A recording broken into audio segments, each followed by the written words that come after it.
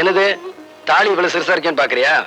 எங்க குடும்பத்துல எப்பவும் அரை பவுன்ல செய்யறதா வழக்கம். தாலின்னு உங்க கையால தங்கத்துல கொடுத்தா கூட வேண்டாங்க, தகரத்துல கட்டினா கூட அதை நான் சந்தோஷமா ஏத்துக்குவேன். உன் மனசுக்கு ஒரு குறையும் வராது சந்தியா. நான் வரேன்.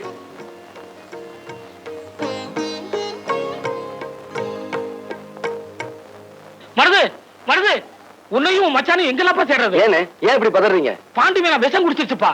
அண்ணே இப்போ போன் இருக்குது, அதிக நேரம் தாங்காது.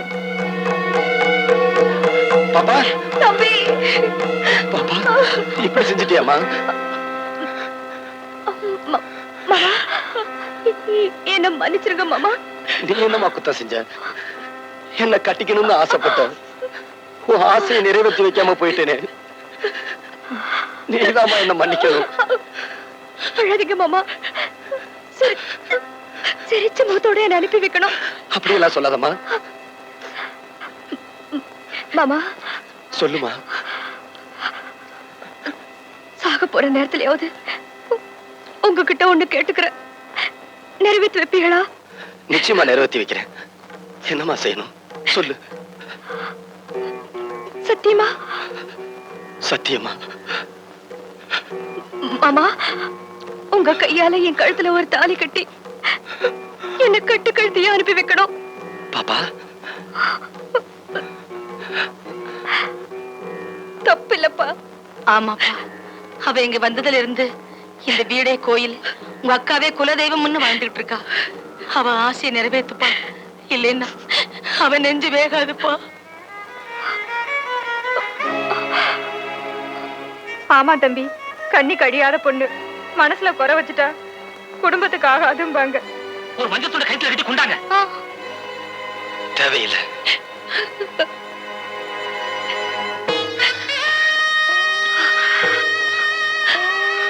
அக்கா வந்து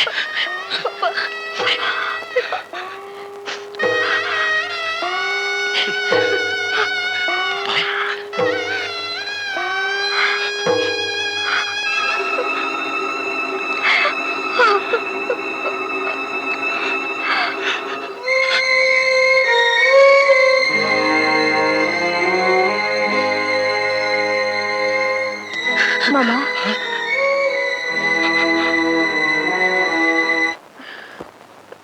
என்ன மன்னிச்சிருங்க மாமா. நான் விஷம் குடிக்கல. உங்களை அடியறதுக்கு எனக்கு வேற வழியே தெரியல மாமா.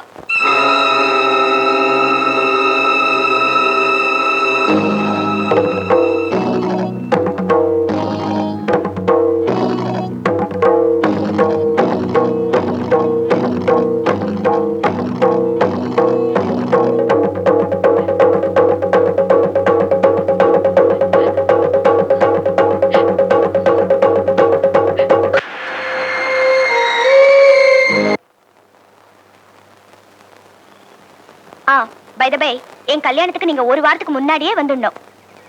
கண்டிப்பா வரும்மா. உன் கல்யாணத்தை நான் தானே நடத்தி வைக்க போறேன். ஏன்பா, அவர் எப்படி இருக்காருன்னு நீங்க சொல்லவே இல்லையே.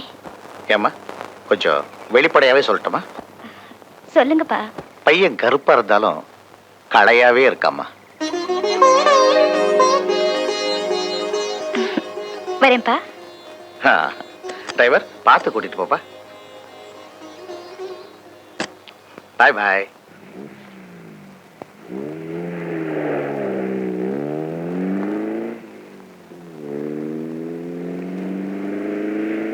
பையன் கருப்பா இருந்தாலும் களையாவே இருக்காம்மா.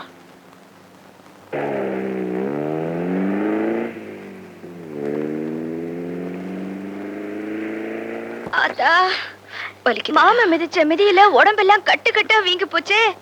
அடி அத்தாடி, எம்புட்டு வலி. அப்பா ஏண்டி, ஆசைப்பட்டவனை கட்டிக்கிறதுன்னா அம்பிட்டு சுழுவாவ நடக்கும். அடியும் மிதியும் தாங்கிக்கத்தான் வேணும்.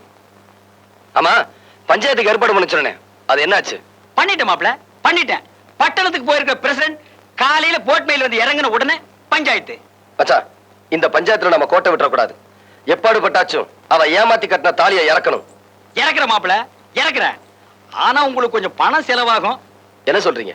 பஞ்சாயத்துல பெரும்பாலும் கலந்துக்கிறவங்கள இந்த மேட்டுப்பட்டி வகைராதா.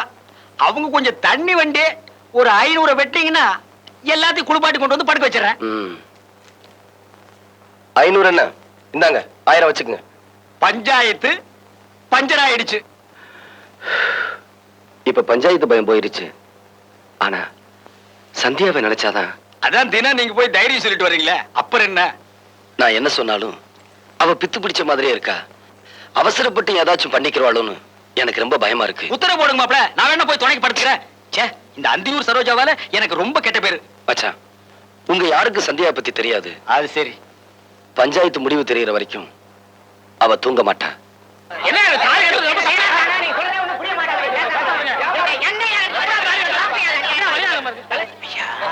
நடந்தது? ஏயா இப்படி ஒரே கரைச்சலா இருந்தா எப்படியா பேசுறது? ஏயா கூச்சல் போடுறீங்க? பிரசிடென்ட் ஐயா சொல்றத கேளுங்க. பாண்டி மீனா கட்டிக்கிட்டது திருட்டு தாலி. அத கலத்தனம்னு மருது சொல்றது மட்டும் இல்ல, நடந்தது கல்யாணமே இல்ல. நான் இவ புருஷனும் இல்ல, இவ எனக்கு பொண்டாட்டியும் இல்லன்னு இந்த கூட்டத்துல முடிவு பண்ணி ஆகணும்.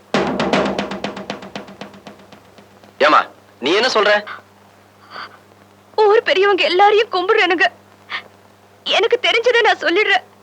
இது சத்தியம். நினைவு தெரிஞ்ச நாள்ல இருந்து என் மாமனை தவிர வேற எந்த ஆம்பளையும் மனசால கூட நினைச்சது இல்லைங்க. அவர் எனக்கு இல்லாம போயிடுவாருங்கிற பயம் வந்துருச்சு. அவர் மேல நான் வச்சிருக்கிற ஆசை அம்புட்டு இல்லைங்க. அவரே என்னை விட்டு போயிடுவாருங்கிற பயத்துலதான் அப்படி செஞ்சு இந்த தாலியை கட்ட வச்ச. வேற ஒருத்தி நான் கட்டிக்கிட்டா என்ன நீ கொலை கூட செஞ்சிருவ கேட்டா, அதுவும் என் மேல உள்ள ஆசையிலம்ப. அப்படித்தானே? அப்படி சொல்லாதீங்க மாமா. உங்களை ஒரு இரும்பு கடிச்சா கூட நான் அப்படியே துடிச்சு போயிடுவேன்னு தெரியுமில்ல. ஏய், பசப்புறதெல்லாம் வச்சுக்காத. அவங்களுக்கு பதில் சொல்லு. திருட்டு நாய். நான் கடைசியா சொல்றதுதான், நான் செஞ்சது தப்புன்னா எனக்கு எந்த தண்டனை வேண்டாலும் கொடுங்க, நான் ஏத்துக்கிறேன். ஆனா என் கழுத்துல இருக்கிற தாலியில யாராவது கை வச்சீங்க, நான் உசிரியே விட்டுருவேன். அம்புட்டுதான். அதுவும் சொல்ல வேண்டியதை சொல்லிடுச்சு. நாங்க பஞ்சாயத்தாரோட எங்க முடிவை சொல்றோம். இது நம்ம சாதிக்குள்ள ஏற்பட்ட பிரச்சனை. நம்ம சாதியை சேர்ந்த ஒரு பொண்ணை வாளா வெட்டி ஆக்குறதுக்கா இத்தனை மரபணு மீசையை முறுக்கிட்டு ஒன்னா சேர்ந்தவங்கிறதா பஞ்சாயத்தாரோட கேள்வி. அதுவும் இல்லாம நாமளும் அக்கா தங்கச்சியோட பிறந்திருக்கோம். நமக்கும் பொண்டு வரசு இருக்குதுங்க. அதனால பாண்டி மீரா கழுத்துல கட்டின தாலியை கலத்துறது பெரிய பாவம். சாதாரண பாவம் இல்ல, பஞ்சமா பாதுகாப்பு. தாலையில எவனாவது கை வச்சுங்க, கைய இல்லாம போவீங்க. அதனால பாண்டி மீனா கழுத்துல கட்டின தாலி அவ கழுத்துலதான் இருக்கும். அதை கலத்துறதுக்கு கட்டினவனுக்கு கூட உரிமை இல்ல. கிடையாது கிடையாது. எவனாவது கை வைக்க சொல்லு பாப்போம். ஆக இவதான் என் பொண்டாட்டி, இவ கூட தான் வாழ்ந்தாகணும், அதுதான் என் தலையெழுத்துன்னு சொல்றீங்க, அப்படித்தானே? இல்லப்பா, அதையும் நாங்க பேசி முடிவு பண்ணிட்டோம். இது உன் சம்மதம் இல்லாம நடந்த கல்யாணங்கிறதுனால நீ உன் இஷ்டப்படி யார வேணாலும் கல்யாணம் பண்ணிக்கலாம். அதை தடுக்க இங்க யாருக்கும் உரிமை இல்ல. அந்த பொண்ணு ஒரு வேலைக்காரியா வச்சு இருந்துட்டு போட்டுமே, அதை மூலிக்கழுத்த அலைவிடக்கூடாதுங்கிறதா பஞ்சாயத்தாரோட தீர்ப்பு. பஞ்சாயத்து முடிஞ்சு போச்சு. எல்லாரும் அவங்க வீட்டுக்கு போங்க. மாப்பிள்ள மருது, நான் பேசுறது கரெக்ட் தானே? நான் எப்பவுமே ஓம் பக்கம் தான். என்ன புடிச்சு கொண்டு போங்கடா.